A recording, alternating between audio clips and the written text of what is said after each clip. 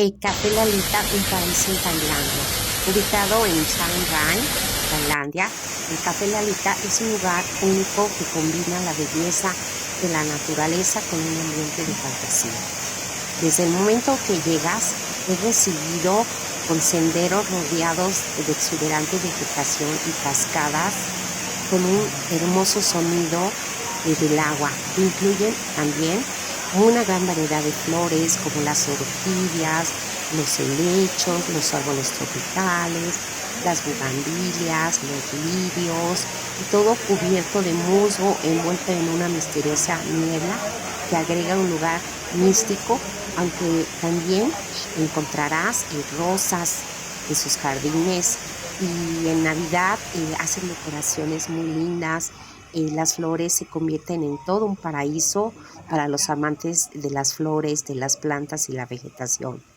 Y con respecto a las esculturas, son mágicas. Es un camino de muchas hadas, con mucha vegetación, el sonido de las cascadas, las esculturas de hadas y otras figuras fantásticas que integran un armonioso ambiente de fuentes, de sonidos, de la vegetación y estos paisajes divinos que solo es digno de Dios, es de poder ver todo y a la vez de que vas a disfrutar de una comida deliciosa, café, todo en combinación.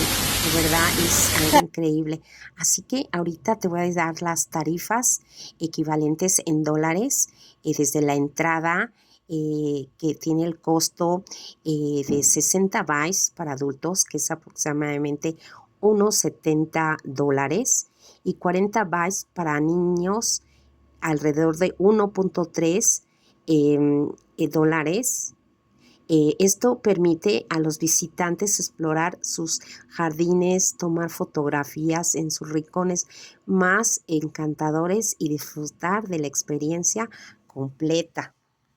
El menú te incluye una deliciosa selección de platillos tailandeses y también opciones occidentales como pastas, bistec, carnes, postres y por supuesto el delicioso café en varias presentaciones. También te vas a encontrar con souvenirs muy especiales. El café cuenta con una tienda de souvenir donde los visitantes pueden adquirir recuerdos de sus experiencias mágicas. Estos incluyen pequeñas esculturas de hadas, piezas decorativas inspiradas en la temática y artesanías locales.